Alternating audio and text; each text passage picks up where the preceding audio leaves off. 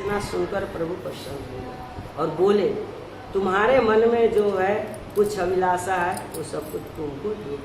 मनु और शत्रुपा कल की कथा ये थी, दोनों ने माना। भगवान ने दर्शन दिए ना उनको, बोले मैंने जो कुछ भी आपके मन में है वो सब दे दिया।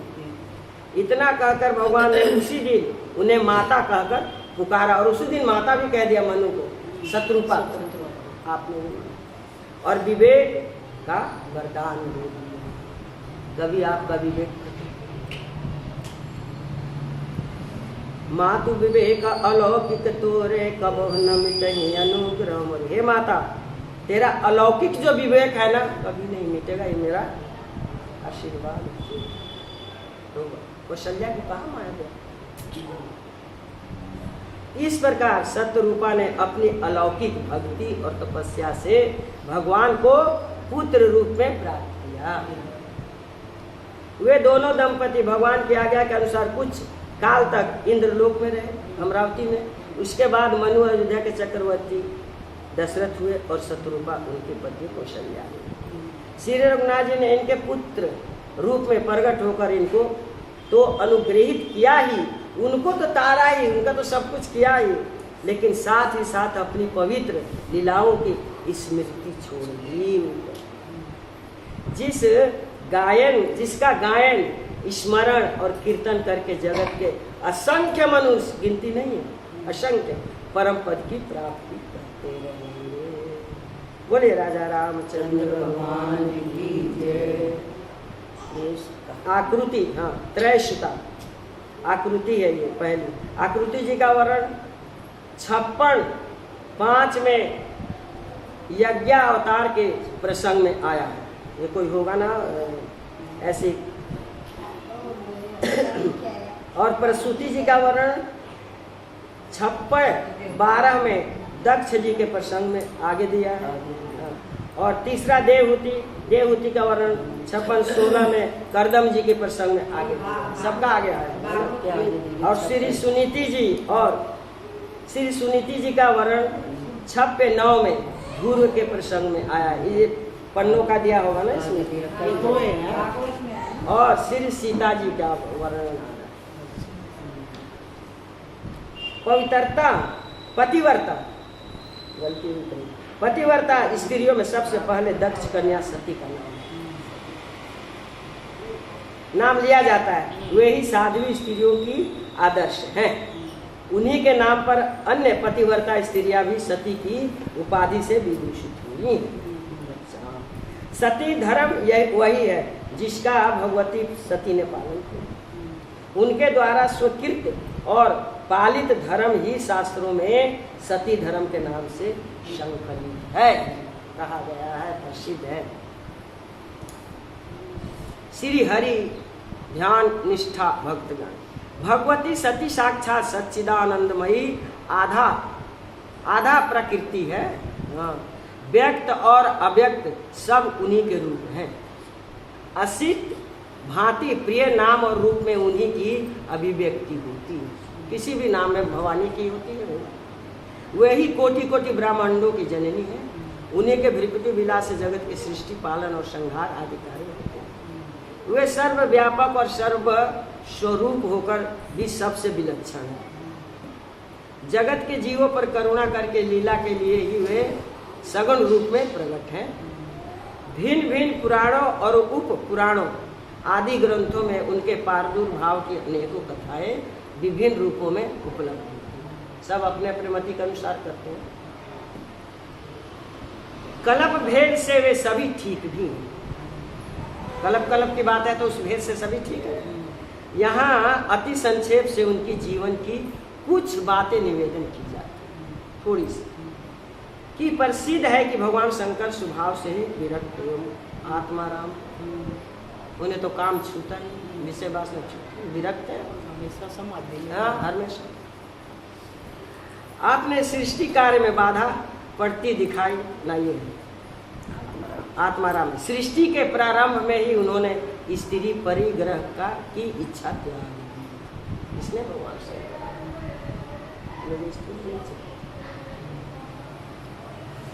त्याग दी थी।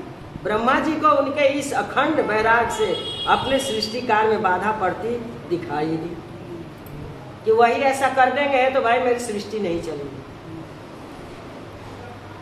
तो वे शंकर जी के वीर्य के एक पराक्रमी पुत्र प्राप्त करना चाहते थे। भगवान के वीर्य से, शंकर के वीर्य से एक पराक्रमी बहुत बलवान पुत्र प्रकट करना चाहते थे। हाँ, चाहते थे जो विध्वंसकारी असुरों का दमन करने वाला तथा देवताओं का संरक्षण होगा, कार्तिक जी। तो इसके लिए उन्होंने शंकर जी से विवाह करने के लिए अनुरोध, किंतु वे अपने संकल्प से विचलित नहीं हुए। भगवान शंकर, भगवान शिव दीर्घकालीन समाधि में संलग्न होकर सदा अपने इष्ट देव साकेत बिहारी भगवान श्री राम, श्री रघुनाथ जी का चिंतन करते रहे। सृष्टि और संसार के झमेले में पड़ना उन्हें स्वीकार नहीं था। अच्छा जी, ब्रह्मा जी एक ऐसी नारी की खोज में थे जो महादेव जी के अनुकूल, उनके तेज को धारण कर सके। इनके सिवा कौन कर सकता है उनके तेज का धारण? ये बनी उन्हीं के लिए, और अपने दिव्य सौंदर्य से उनके मन पर भी अधिकार प्राप्त करने में समर्थ हो। ऐसी स्त्री की किसको? ब्रह्मा जी। हाँ, खोजती, किंतु ऐसी कोई स्त्री उन्हें दिखाई नहीं। तब उन्होंने अपनी अभीष्ट सिद्धि के लिए भगवती विष्णु माया की आराधना करना ही उचित समझा। क्योंकि जब कोई भगवान शंकर किसी को बिना सोचे समझे आशीर्वाद दे देते हैं तो विष्णु ही करते हैं उनका निदान, तो उन्हीं का निदान वो भी करेंगे। ब्रह्मा जी के 9 मानस पुत्रों में प्रजापति दक्ष बहुत प्रसिद्ध। ब्रह्मा जी के 9 मानस पुत्र, उसमें दक्ष प्रजापति प्रसिद्ध है। इनकी उत्पत्ति ब्रह्मा जी के दाहिने अंगूठे से हुई थी। इसकी? दक्ष प्रजापति की। एक समय श्रापवश इनको यह शरीर त्यागना पड़ा, दक्ष प्रजापति। उसके बाद वे 10 प्रचेताओं के अंश से उनकी पत्नी मारीसा के गर्भ से उत्पन्न हुई। तब से प्रचेतस दक्ष के नाम से उनकी प्रसिद्धि हुई। तब से उनका नाम क्या रखा गया? प्रचेतस, दक्ष के नाम से प्रसिद्ध। प्रजापति वीरण की कन्या वीरणी इनकी धर्म पत्नी। पहले तो मारीसा, अब ये ब्रह्मा जी के आदेश से दक्ष ने आराधना करके भगवती को पुत्री रूप में प्राप्त किया। परंतु भगवती ने उनसे पहले ही कह दिया कि यदि तुम कभी मेरा तिरस्कार करोगे तो मैं तुम्हारी पुत्री न रह सकूंगी। राजा दक्ष से बोल दिया, कभी मेरा तिरस्कार आपने कर दिया तो मैं आपकी पुत्री न रह सकूंगी। शरीर त्याग कर अन्यत्र चली जाओ, कहीं और चली।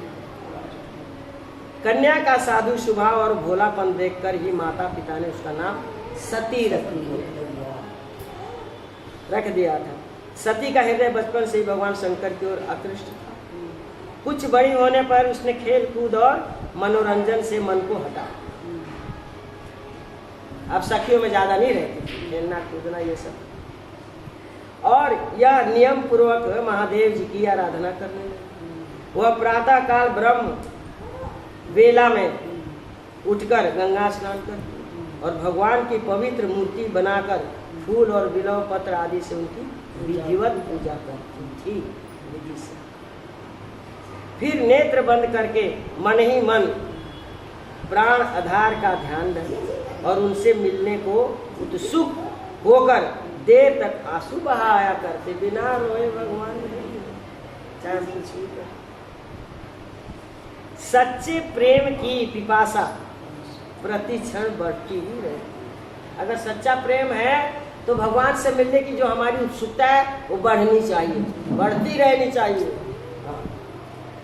यही दशा सती की भी थी। उसके मन प्राण भगवान शंकर के लिए व्याकुल रहे। उसे विरह का एक एक क्षण युग के समान प्रतीत होता था। उसकी जिह्वा पर शिव का नाम था, हृदय में उन्हीं की मनोहर मूर्ति बसी हुई थी। उसकी आंखें शिव के सिवा दूसरे पुरुष को देखना नहीं चाहती थी। माँ भगवती की आंखें भगवान शंकर के सिवा दूसरे पुरुष को नहीं देखती थी। वह सोचती क्या आशुतोष भगवान शिव मुझ दिन अबला पर भी कभी कृपा करेगा। आशुतोष है और दानी है, क्या मुझ पर कभी कृपा करेगा? क्या कभी ऐसा समय भी आएगा जब मैं अपने आप को उनके चरणों में समर्पित करके यह तन मन जीवन और यौवन सार्थक कर सकूंगी?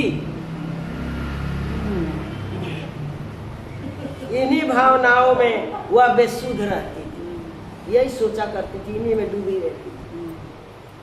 अच्छा, सती की यह प्रेम साधना आगे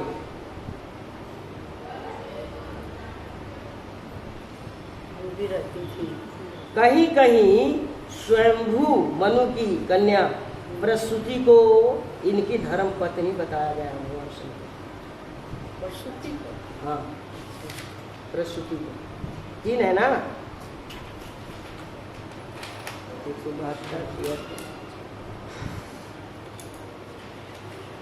हाँ, प्रेम साधना आगे चलकर कठोर तपस्या के रूप में परिणत हो गई, बदल गई। उधर ब्रह्मा आदि देवता भगवान शंकर के पास गए और उनसे असुर विनाशक पुत्र की प्राप्ति के लिए विवाह करने का अनुरोध करने लगे। भगवान शंकर से सब देवता लोग अनुरोध करने लगे, विनती करने लगे। शिव ने विवाह की अनुमति दे दी, चलो कर लेता। और योग्य कन्या की खोज करने को कहा, मेरे लायक कन्या ढूंढो, अभी तो विवाह करूंगा, ऐसी वैसी से थोड़ी करूंगा। तो ब्रह्मा जी ने कहा, महेश्वर, दक्ष कन्या सती आपको पति रूप में प्राप्त करने के लिए तपस्या कर रही है। तभी भी सती ने तपस्या किया था, तभी मिले थे। पार्वती रूप में तो किया ही किया, सती रूप में भी किया, बिना तपस्या के मिलेंगे वो। अच्छा, वे ही आपके सर्वथा अनुरूप है। ब्रह्मा जी ने कह दिया कि वही कन्या आपके लिए है, आप उन्हें ग्रहण करें। शिव ने तथास्तु कहकर देवताओं को विदा कर दिया, जाओ ठीक है। सती की व्रता आराधना अब पूर्ण होने को है, तपस्या पूरी। अश्वनी मास के शुक्ल पक्ष की अष्टमी तिथि थी। सती ने उस दिन बड़े प्रेम और भक्ति के साथ अपने प्राणा आराध्य महेश्वर का पूजन किया। अश्वनी माने क्वार का, वही क्वार का अश्वनी मास अष्टमी के दिन। दूसरे दिन व्रत पूर्ण होने पर भगवान शिव एकांत कुटीर में सती के सन्मुख पर एकांत में सती सामने। सती निहाल हो गई, जिनकी बाट जोहते जोहते युग बीत गए थे। जोहने का मतलब हमारे भाषा में ढूंढते ढूंढते, जोहते जोहते, हम लोग जोहते जोहते नहीं, इंतजार अलग चीज है और खोजना अलग चीज है। जोहना वही चीज है, हम ढूंढ रहे हैं किसी को, इंतजार नहीं करें, इंतजार तो बैठ के करेंगे। बाट जोते बीत गए। उन्हीं आराध्य देव को सहसा सामने पाकर हुए क्षण भर के लिए लज्जा से जड़वत हो गई, एकदम खड़ी हो गई, जैसे दीवार में चित्र बना देते हैं ना, लज्जा शर्म के मारे के, ना बोली ना कुछ, जड़वत हो गई। जड़ जैसे जैसे एक पेड़, हाँ पेड़ जैसे शुद्ध बुद्ध भूलगी। हाँ, कहाँ थी वो? हाँ नहीं, हाँ जड़वत हो गई। अच्छा, मन आनंद के समुद्र में लहरें लेने लगा, और मन तो आनंद लेने। उनकी आंखें भगवान के चरणों में जा लगी, शरीर रोमांचित हो उठा, कांपते हाथों से प्रियतम का चरण स्पर्श किया और भक्ति भाव से प्रणाम करके प्रेमा अश्रुओं से वह उनके पांव पखारने लगे। बोले जगत जननी मात भवानी की जय। अब भगवान ने अपने हाथों से सती को उठाकर खड़ा किया। उस समय उसका रोम रोम अनिवर्चनीय रस में डूबा हुआ था, जिसका वर्णन कर नहीं सकते। सती का रोम रोम डूब गया। रोम रोम अर्चना जैसे- करता था भगवान की। अच्छा, अनिवर्चनीय है रस में हाँ, डूब गया, डूबा हुआ था। शंकर जी सती की तपस्या का उद्देश्य जानते, त्रिलोकी समझे, क्यों नहीं समझेंगे भाई? तो अभी उन्होंने उन्हीं के मुंह से उनका मनोरथ सुनने के लिए कहा। हाँ। क्या चाहती है देवी? क्या चाहते? दक्ष कुमारी, मैं तुम्हारी आराधना से बहुत संतुष्ट हूँ। बताओ किसके लिए अपने कोमल अंगों को इस कठोर साधना के द्वारा कष्ट पहुंचाया? इतनी कठोर तपस्या करी, इतनी तुम कोमल हो, हाँ, किस लिए करी? किसने? सती संकोच से मुख नीचे किए हुए बोली। ये नहीं कि वो ऐसे होकर बोले जैसे आजकल बोलती है, नहीं। बोली, देवाधिदेव प्रभु आप घटघट वासी, मेरी अभिलाषा आपसे छिपी नहीं है, आप स्वयं ही आज्ञा दे, मैं आपकी क्या सेवा करूं? सती का यह अलौकिक प्रेम देखकर भगवान शिव उनके हाथों बिना दाम बिक गए। वे सहसा बोल उठे, देवी तुम मेरी पत्नी बनकर मुझे अनुग्रहित करो। अनुग्रहित माने मुझे स्वीकार करो और मेरा सब कुछ करो, अनुग्रहित करो, ग्रहण करो। हाँ ग्रहण करो। सती का हाथ भगवान शिव के हाथ में था। प्रभु की वह अनुराग भरी वाणी सुनकर वे पुनः रमणी सुलभ लज्जा के वशीभूत हुए। फिर शर्मा लज्जा से डूब गई माता भवानी। उनकी जन्म जन्म की साध अब पूरी होने जा रही थी।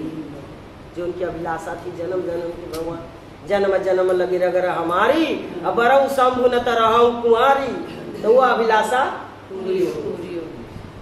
पूरी होने जा रही। उस समय उनके मन में कितना सुख, कितना आनंद। हाँ आह्लाद था, अनहाद था, उसका कोई वर्णन नहीं कर सकता। इसका वर्णन नहीं हो सकता। उन्होंने थोड़ी ही देर में अपने को संभाला और मंद मुस्कान के साथ संकोच युक्त वाणी में कहा, भगवान मैं अपने पिता के अधीन हूँ। मेरे पिता के पास जाके मेरा हाथ मांगो। आप उनकी अनुमति से मुझे अपनी सेवा का सौभाग्य प्रदान करें। पहले आप मेरे पिता के पास जाइए, मैं उनके अधीन हूँ भाई। बहुत अच्छा कहकर शंकर जी ने सती को आश्वासन दिया और उससे विदा लेकर वे वहीं अंतर्धान हो गए। बहुत अच्छी बात। उमापति महादेव की जय। इधर सती की तपस्या और वरदान प्राप्ति की बात दक्ष के घर में फैल गई। उसे सुनकर दक्ष चिंता में पड़े थे कि किस प्रकार सती का विवाह शिव जी के साथ होगा। दक्ष भी तो जानता था। इतने में ही भगवान शंकर की अनुमति से ब्रह्मा जी ने आकर कहा, मैं स्वयं ही शंकर जी को साथ लेकर यहाँ आऊंगा, तुम विवाह की तैयारी करो। नियत समय पर, ठीक समय पर ब्रह्मा आदि देवताओं के साथ भगवान शिव विवाह के लिए पधारे। उस समय भी उनका वही अड़भंगी भेष था भाई। ये नहीं कि सच दस के ससुराल जा रहे, नहीं। वही उस दिन दक्ष को उनकी वेशभूषा पर क्षोभ हो गया। दुख होया, दुख क्षोभ। फिर भी उन्होंने समारोह पूर्वक सती का विवाह शिव जी के साथ कर दिया। उनकी मजबूरी, पूरे समाज के आगे क्या करो, खुद चल करके आए हैं। उनके माता पिता तो है जो आए। तो विवाह के पश्चात सती माता पिता से विदा हो पति के साथ कैलाश धाम चली गई। वे भगवान शिव के साथ दीर्घ काल तक वहाँ के सुरमय प्रदेशों में सुख से रहने लगी। कितना सुंदर हो कैलाश पर्वत है, सुरमय वहाँ रहने लगी। देवताओं और यक्षों की कन्याएं उनकी सेवा किया करती। भगवान शिव के पास अनेक देव ऋषि, ब्रह्म ऋषि, योगी, यति, संत, महात्मा पधारते और सत्संग का लाभ उठाते। सती को वहां भगवत चर्चा में बड़ा सुख मिलता। उस दिव्य वातावरण में रहते हुए उन्हें कितने ही युग बीत गए जिसका कोई गिनती नहीं। तब ना कार्तिक आएंगे तुरंत ही थोड़ी आ जाएंगे। सती के तन मन और प्राण केवल शिव की आराधना में लगे रहते थे। उनके पति प्राणवेश और देवता सब कुछ भगवान शिव ही थे। एक बार त्रेता आ गया, त्रेता युग भगवान राम। एक बार त्रेता, हाँ क्या जैसे सती जन्म में कार्तिक थोड़ा हुए और क्या किसमें हुए? पार्वती में नहीं नहीं, सती देखो। का है कार्तिक। हाँ, सती का देख। कार्तिक और गणेश ये निकले पार्वती के महल से। एक बार त्रेता युग आने पर पृथ्वी का भार उतारने के लिए श्री हरि ने रघुवंश में अवतार लिया था। उस समय वे पिता के वचन से राज्य त्याग करके तापस वेश में दंडक वन के भीतर विचरण। इसी समय रावण ने मारीच को कपट मृग बनाकर भेजा था और सुने आश्रम से सीता को हर लिया। एवं श्री राम जी दूसरी कथा चल पड़ी ना पूरी है सती के बारे में बता रहे हैं कि सती को मोह नहीं हुआ था। हाँ विचर रहे थे। इसी समय रावण ने मारीच को कपट मृग बनाकर भेजा था और सुने आश्रम से सती को हर लिया था। एवं श्री राम जी साधारण मनुष्य की भांति विरह से व्याकुल होकर लक्ष्मण जी के साथ वन में सीता की खोज कर रहे थे, जिनके कभी स्वयं वियोग नहीं। उनका क्या स्वयं वियोग, दिन रात साथ रहना है, दोनों एक ही हैं। उनमें भी विरह का दुख प्रत्यक्ष देखा जा रहा था। ये भगवान शंकर और सती भारद्वाज मुनि के पास कथा सुनने आए थे। उसी समय भगवान का वनवास हुआ था। तो जब कथा, सती ने तो कथा सुनी नहीं, तो क्या है मेरे पति को प्रणाम कर रहा है, क्या कथा सुनाएगा भारद्वाज मुनि। तो भगवान शंकर ने सुना भाई। जब जाने लगे तो रास्ते में भगवान का वनवास हुआ। अभी सती तो अब मरेगी ना जब यज्ञ होएगा, तब मरेगी। अभी वो कथा है। हाँ तो उसी समय उन्होंने देखा पर ब्रह्म परमात्मा है जो औरत के बीरा में रोता डोल रहा है। ब्रह्म होता तो वो ना कर लेता। अब मन में सती की आ गई तो करवाने वाला था भी संशय आ गया कि जिस पर ब्रह्म के मेरे भगवान मेरे पति करते हैं जाओ वही है, कोई दूसरे संशय आ गया। हाँ अच्छा, मनुष्य की भांति विरह से व्याकुल होकर ना यहाँ मारीच को कपट मृग बनाकर भेजा था और सुने आश्रम सीता जी को हर लिया। एवं श्री राम जी साधारण मनुष्य की भांति विरह से व्याकुल होकर लक्ष्मण जी के साथ वन में सीता की खोज कर रहे थे, जिनके कभी संजोग वियोग नहीं है। उनमें भी विरह का दुख प्रत्यक्ष देखा जाए, क्योंकि साधारण मानव के जैसे कर रहे थे। इसी अवसर पर भगवान शंकर सती देवी को साथ लिए अगस्त मुनि के आश्रम से राम कथा का आनंद लेकर कैलाश को लौट रहे थे। अगस्त मुनि अगस्त मुनि ये नाम भूल जाते हैं, कोई तो चक्कर है, सब कुछ ध्यान कथा तो याद रहती है। मतलब बाद में जब सुनते हैं तो याद आ जाता है। उन्होंने अपने आराध्य देव श्रीनाथ जी को देखा। किसने देखा? भगवान शंकर। हाँ। उनके हृदय में बड़ा आनंद हुआ, खिलखिला गए भगवान को शंकर। श्री राम शोभा के समुद्र हैं। उन्हें शिव जी ने आंख भर करके देखा, परंतु ठीक अवसर न होने से परिचय नहीं किया। मिलने नहीं गए, मैं मिलने नहीं गया कि अवसर मिलने का नहीं है। इसलिए हर काम का समय देखना चाहिए, किस काम का कौन सा समय है ना। उनके मुंह से सहसा निकल पड़ा, जय सच्चिदानंद जग पावन। ये कह दिया भगवान शंकर ने, जय सच्चिदानंद जग पावन। शंकर जी सती के साथ चले जा रहे हैं। आनंदाती रेख से इतना आनंद था कि उसका कोई पारा वारा ही नहीं था। उनके शरीर में बारंबार रोमांच हो रहा रोए। सती ने जब उनकी इस अवस्था को लक्ष्य किया तो उनके मन में बड़ा संदेह हुआ। देख लिया कि क्या देखकर ये आनंद हो रहे हैं, है ना। उनके मन में बड़ा संदेह हुआ।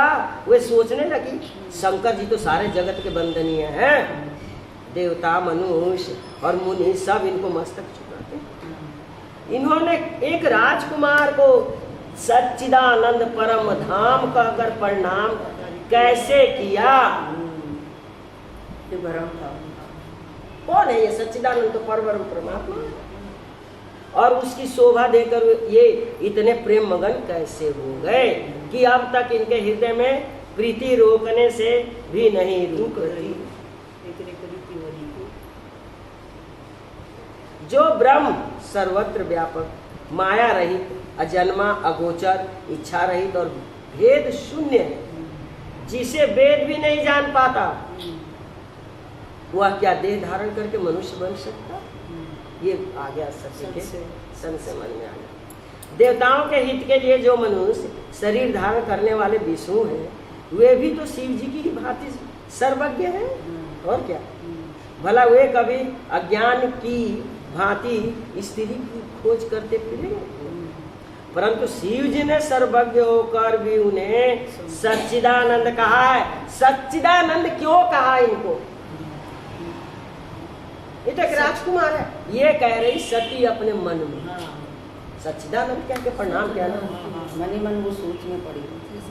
ये चौपाई है, आगे की चौपाई में भूल गई, नहीं आ रहा मेरे। उसकी सच्चिदानंद का, उनकी बात भी तो झूठी नहीं हो सकती और इनकी बात भी झूठी नहीं होगी। इन्होंने सच्चिदानंद का संकट में फंस गई, दुविधा में दोनों गए, माया मिली न राम। इस प्रकार सती के मन में महान संदेश खड़ा है, संदेश खड़ा। वो ऐसा खड़ा हो गया कि उसका अब उनको पारा वारा नहीं है कि मैं क्या। यद्यपि उन्होंने प्रकट कुछ नहीं कहा, भवानी ने भी प्रकट भगवान से कुछ नहीं कहा, फिर भी अंतर्यामी शिव जी सब जानते। उन्होंने सती को समझाकर कहा कि समस्त ब्रह्मांडों के अधिपति, मायापति, नित्य परम स्वतंत्र ब्रह्म रूप मेरे इष्ट देव भगवान श्री राम ने ही अपने भक्तों के हित के लिए अपनी इच्छा से रघुकुल रतन होकर अवतार लिया है। धरती पर आए हैं, धरती का भार उतारने आए भाई। पर सती के मन में उनका उपदेश नहीं बैठा, इसीलिए औरत क्या कह रहा है कि नारी स्वभाव सत्य कभी कहीं, अवगुण 8 सदा उड़ रही। कैसी भी सती स्त्री होगी, 8 अवगुण जरूर रहेंगे। इसलिए नहीं बैठे। महादेव जी जिसको कह रहे हैं, समझा रहे हैं, नहीं समझ में आ रहा तो फिर तो नहीं आएगा। जो तेरा ही परमात्मा वो तुझे समझावे और तो मान लेना चाहिए ना, क्योंकि उसी के ऊपर तो है। तेरे तो तन में धन में वही है। तब महादेव जी ने मन ही मन भगवान की माया का बल जानकर मुस्कुराते हुए बोले, यदि तुम्हारे मन में अधिक संदेह है तो जाकर परीक्षा क्यों नहीं लेते? अगर तुम्हारे मन, जो तुम्हारे मन असी संदेह तो किन जाई परीक्षा ले। भगवान से आपके मन में ऐसा संदेश, जाकर परीक्षा ले।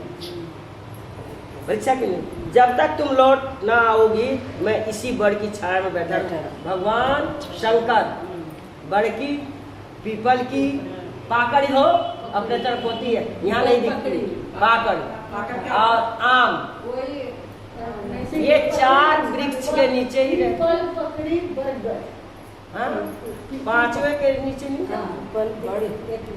पाकड़ ऐसी होती है, जामुन के पेड़ जैसे होती है, उसमें ना इतने पतले पतले ना तिलचूड़ी के जैसे ना फल निकलते हैं, वो इतने कसाव होते हैं। उसके अचार आएगी तो तेरे को क्या बताऊं, इतना अच्छा अचार बनता है ना। तो वो अचार बड़ की छांव में बैठा रहूंगा, तुम आओ जाओ परीक्षा ले।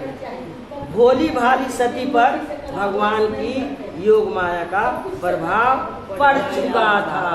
कैसे होनहार तो कुछ और ही थी, है ना। वे पति की आज्ञा पाकर चली, खुश हो गए। इधर शंकर जी अनुमान करने लगे, आज सती का कल्याण नहीं है। मेरे समझाने पर भी जब संदेह दूर नहीं हुआ तो विधाता ही विपरीत है, इसमें भलाई नहीं है। जो कुछ राम ने रच रखा है वही होगा। तर्क करके कौन प्रपंच के अब में फंसे। खुद ही ले और क्या, परीक्षा। जाने दो, ज्यादा प्रपंच नहीं बढ़ाऊंगा मैं। यो विचार कर वे भगवान का नाम जपने लगे। जय श्री राम। उधर सती ने खूब सोच विचार कर सीता का रूप धारण और आगे बढ़कर उस मार्ग पर चली गई जिधर से श्री रामचंद्र जी आ रहे थे। सीता जी कभी अपने पति के आगे नहीं चली। पहली गलती तो यही कर, दूसरी सीता का रूप था। लक्ष्मण जी सीता को मार्ग में खड़ी देखकर चकित हो गए। पहले तो लक्ष्मण ही चकित हो गए कि माँ कैसे खड़ी हमसे आगे? कैसे खड़ी। जिनके स्मरण मात्र से अज्ञान मिट जाता है, सीता कोई ऐसी वैसी स्त्री थोड़ी है। उनका सर्वज्ञ श्री रामचंद्र जी ने सारी बात जानकर मन ही मन अपनी माया के बल का बखान करते हुए हाथ जोड़कर सीता रूपणी सती को प्रणाम किया। बोला माता भवानी माँ कहाँ वृष के तू अभी बिना अकेली फिरहूं के ही। ए माँ, वृष के तू भगवान कहाँ है? आप वन में अकेली कैसे? आप तो चकित हो गई माँ भवानी। उन सर्वज्ञ श्री रामचंद्र जी ने सारी बात जानकर मन ही मन अपनी माया के बल का बखान करते हुए हाथ जोड़कर सीता रूपणी सती को प्रणाम किया। अपना और अपने पिता का नाम बतलाया तथा हंसकर पूछा, देवी शिव जी कहाँ हैं? पहले किसी को परिचय जब देते थे ना तो पहले पिता का नाम बताते थे, बाद में अपना नाम बताते थे। भगवान ऐसे मैं फलाने का बेटा हूँ, मेरा ये नाम है। आप वन में अकेली क्यों विचर रही हैं? अब तो सती जी संकोच में पड़ गई। जब किसी इंसान का झूठ बात पकड़ा जाता है तो उसको संकोच तो होता है। बिल्कुल सही बात है। ऐसे सती हो गई और सती जी संकोच से गड़ गई। वे भयभीत होकर शंकर जी के पास उनके हृदय में बड़ी चिंता हो गई थी। वे सोचने लगी, हाय मैंने स्वामी का कहना नहीं माना, अपना अज्ञान श्री रामचंद्र पर आरोपित किया। अज्ञान के वश में भगवान राम को नहीं जाना। ना अब मैं उनको क्या उत्तर दूंगी? भोलेनाथ को खुद ही समझ जाएंगे क्या उत्तर देना है। समझ तो रहे। फिर वे बारंबार श्री राम